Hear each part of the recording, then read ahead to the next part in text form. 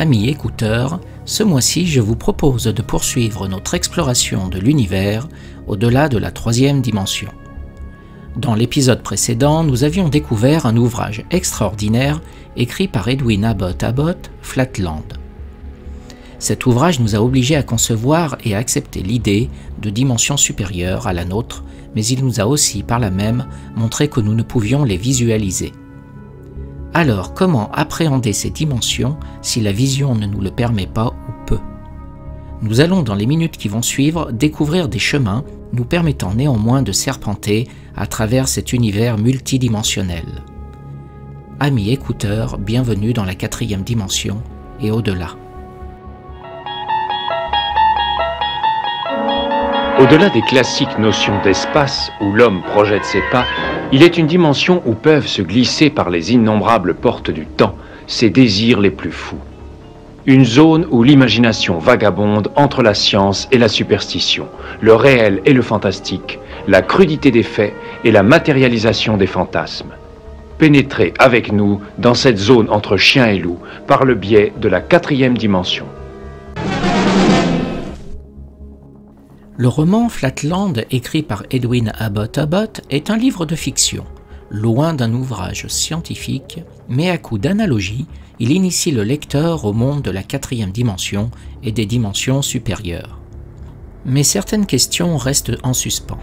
Peut-on par exemple imaginer un être vivant en deux dimensions? Réfléchissez. Tout être vivant doit s'alimenter et rejeter des déchets organiques, ce qui suppose a priori une entrée pour assimiler les aliments et une sortie pour éjecter les déchets.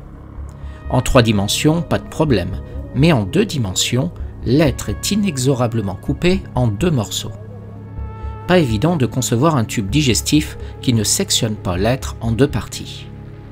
Et pourtant, en cherchant bien, des solutions peuvent être apportées pour résoudre ce problème biologique. On a ainsi pu montrer qu'un tube digestif en forme de crémaillère avec des pistons qui s'ouvrent et se ferment, permettrait aux habitants de s'alimenter sans se décomposer instantanément en deux morceaux. D'autres questions, toutes aussi incroyables, peuvent surgir de cet étrange univers. Abbott nous présente la sphère, être en trois dimensions, qui en traversant Flatland est perçue comme une suite de cercles concentriques de rayons variables. Tout objet de dimension supérieure peut donc être vu dans un espace de dimension inférieure à partir de sa section. C'est un problème classique de géométrie que l'on aborde au collège et au lycée à travers l'étude de la section plane et des coniques. Pour faire simple, rappelez-vous les patrons d'un cube que vous faisiez dans votre jeunesse. Alors, quelle vision aurions-nous d'un objet de dimension 4 traversant notre espace en 3 dimensions? Nous ne pourrions pas visualiser cet objet dans sa quatrième dimension, mais seulement l'étudier à travers ses sections dans notre espace. Et c'est ce qu'ont fait il y a déjà plus de 100 ans les mathématiciens en explorant l'hypercube, un cube en 4 dimensions, appelé le tesseract par son inventeur Charles Howard Hinton. Imaginez un cube et son patron. Je vous rappelle que pour avoir son patron, il suffit de déplier toutes les faces du cube et de dessiner sur un plan en 2 dimensions les 6 carrés qui le composent. D'ailleurs, le célèbre jeu Tetris s'en est inspiré pour fabriquer ces fameuses pièces tombant du haut de l'écran. Ces pièces, des tétraminos, car composées de 4 carrés, sont autant de formes que nous pourrions déplier en 3 dimensions, sans pouvoir néanmoins recréer un cube, puisqu'il faudrait 6 faces et non 4. D'ailleurs, ces formes à 6 faces, qu'on appelle hexomino, il en existe 35 possibles, et seulement 11 d'entre elles permettent de reconstruire un cube. Voilà un défi passionnant à relever. Trouver ces 35 hexominos et les 11 qui reforment par pliage ce fameux cube. Mais reprenons. L'idée est là. À partir d'un patron en 2 dimensions, on peut par pliage recréer un cube en 3 dimensions. Ainsi, en reprenant le patron d'un tesseract, 8 cubes dans un espace en 3 dimensions, et en le repliant, mais là on ne peut plus le visualiser car on doit le plier dans la 4e dimension, on arrive au tesseract lui-même. Ainsi, si l'on ne peut voir la forme elle-même, peut-on l'appréhender à travers ses projections, ses ombres dans notre espace tridimensionnel.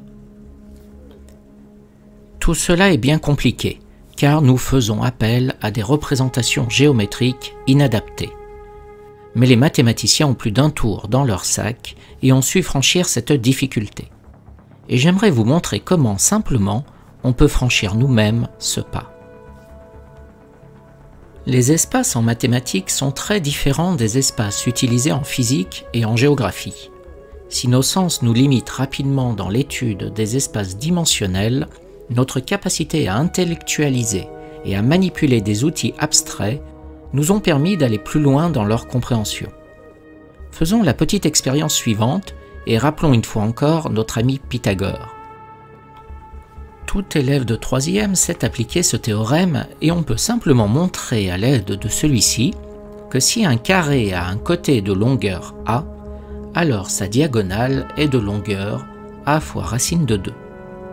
Passons maintenant en dimension 3 et calculons la grande diagonale d'un cube, celle qui relie les deux sommets les plus éloignés l'un de l'autre. Sa longueur sera alors de A fois racine de 3. Ainsi, en dimension 2, la diagonale est A racine de 2 et en dimension 3, A racine de 3. On peut donc généraliser cette propriété et admettre que la diagonale d'un hypercube de dimension n a donc pour longueur A fois racine de n. Aucun besoin de visualiser, le théorème de Pythagore seul permet de prouver ce résultat. On a donc déterminé une propriété dans un espace de dimension n sans avoir eu besoin d'une quelconque représentation géométrique. On peut faire de même pour la surface et le volume. L'aire d'un carré de côté C est C au carré et se mesure en mètres carrés. Le volume d'un cube est C au cube et se mesure en mètres cubes. On voit bien qu'on peut en déduire l'hypervolume d'un hypercube de dimension 4, C puissance 4, et de dimension n, C puissance n. Nous venons de plonger dans des espaces de dimension bien supérieure à 3. Les mathématiciens sont habitués à travailler dans des espaces multidimensionnels et j'aimerais là encore vous montrer que ces espaces font partie de notre, de votre quotidien. Vous les utilisez tous les jours sans le savoir. Nous avons vu qu'un point sur un plan peut être défini par deux coordonnées, x et y. Mais n'importe quel élément peut être défini par exemple par 4 coordonnées, a, b, c, d. Prenons par exemple une personne lambda. Celle-ci a un nom, un prénom, un âge, une taille, un poids, une adresse. Rien que là, notre individu est déjà défini par pas moins de 6 paramètres. Il peut donc être assimilé à un point dans un espace à 6 dimensions. Chaque variable, chaque information peut être vue comme une coordonnée et ainsi définir une dimension supplémentaire. Prenons un autre exemple. Un bien immobilier peut être décrit par sa surface, son nombre de pièces, son étage, son adresse, son nombre de chambres, de salles de bain, son orientation ou encore son prix. Ce bien immobilier est ici défini par pas moins de 7 variables et se situe donc dans un espace à 7 dimensions. Une barre de chocolat peut être décrite dans un espace qui comptera autant de dimensions qu'il y a d'informations à son sujet. Le nombre de calories au 100 grammes, de glucides, de lipides, de protéines, de vitamine A, D, de phosphore, de magnésium, etc. On peut vite se retrouver à gérer des espaces à plus de 10 ou 15 dimensions sans aucune difficulté pour une simple gourmandise. Nos modèles prévisionnels en météorologie, l'attribution d'un prêt bancaire, les primes d'assurance, l'intelligence artificielle avec ses réseaux de neurones, voilà tout autant de domaines du quotidien qui utilisent les espaces multidimensionnels. Nous avons ensemble franchi un pas important, celui de différencier l'espace physique, géométrique, de l'espace mathématique. Une dimension n'est pas forcément spatiale, contrairement aux 3 premières, gauche-droite, devant, derrière, en haut, en bas. D'ailleurs, il y a un siècle, Albert Einstein, en proposant la notion de référentiel espace-temps, a bien délimité la notion de dimension spatiale. Le référentiel espace-temps, c'est 3 dimensions spatiales sur lesquelles nous pouvons agir, plus une dimension temporelle s'écoulant inexorablement. Mais assez parlé de science. La quatrième dimension a été et reste une source d'inspiration incroyable pour les artistes. Je vous propose de partir à la découverte de ces hommes qui, avec leur talent et leur vision unique du monde, ont tenté d'approcher ces nouvelles dimensions. N'en déplaise aux puristes et autres spécialistes de l'art, et je tiens à m'en excuser par avance, vouloir résumer en quelques minutes la notion de l'espace dans l'histoire de l'art est forcément subjectif et très simplifié. Le passage de la représentation plane à la représentation en 3 dimensions date de la Renaissance italienne. C'est l'apparition de la perspective et de ses lois géométriques qui vont permettre à des grands peintres comme Giotto, Piero della Francesca, Brunelleschi, Alberti, Raphaël ou encore Léonard de Vinci d'amener de la profondeur au tableau. Dans l'Antiquité et au Moyen-Âge, les représentations sont planes et les tentatives de recréer l'espace tridimensionnel se soldent toutes par la déformation des volumes et de mauvaises proportions. Et c'est en acceptant d'enfreindre un des postulats d'Euclide que la perspective voit le jour. Et ce postulat semble pourtant solide, constatez-le par vous-même. 2 droites parallèles ne se croisent jamais. À première vue, cela paraît effectivement naturel et nous avons du mal à penser que l'on puisse remettre en cause cet axiome.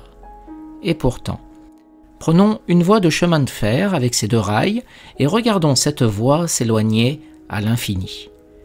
Tout le monde peut constater que ces 2 rails, pourtant parallèles, vont se rejoindre à l'horizon. Et c'est ce qu'on nomme le point de fuite. Une nouvelle géométrie voit le jour, la géométrie projective, qui donnera naissance, entre autres, à la perspective. La perspective de la Renaissance italienne va ainsi dominer le monde pendant plus de 5 siècles, permettant de représenter ce que l'œil de l'artiste voit réellement. Mais une rupture a lieu à la fin du XIXe siècle. L'invention de la photographie noir et blanc, puis couleur, remet en cause l'identité même de la peinture d'être une représentation fidèle de la réalité. Que reste-t-il au peintre si un cliché réalise en moins d'1 seconde ce que l'artiste va peindre en plusieurs dizaines d'heures? Il est temps pour lui de s'affranchir du monde visible. Le début du XXe siècle sera ainsi marqué par de nouveaux courants. L'impressionnisme, avec Claude Monet, Auguste Renoir, Edgar Degas, le fauvisme, avec Marc Chagall, Henri Matisse ou encore André Derain, et le cubisme, avec Pablo Picasso, Marcel Duchamp ou encore Georges Braque. La peinture s'affranchit ainsi de la réalité en réaction au développement de la photographie. Des tableaux comme le portrait d'Ambroise Vollard ou celui de Marie-Thérèse par le génial Picasso utilisent la technique de la multitude de points de vue différents pour composer l'image. Une sorte de visualisation de l'objet dans toutes ses directions à la fois. Les multiples points de vue créent une image complexe, déstructurant l'objet dans sa 3e dimension pour le présenter et le suggérer tel qu'il apparaîtrait dans la dimension supérieure. Cette décomposition des points de vue, nous la retrouverons aussi dans le nouveau courant du futurisme avec Marcel Duchamp et son célèbre nu descendant un escalier. Citons Marcel Duchamp s'exprimant sur son concept de parallélisme élémentaire. La répétition d'une ligne équivalente à une ligne élémentaire pour créer une surface. Le même parallélisme existe lors du passage du plan au volume.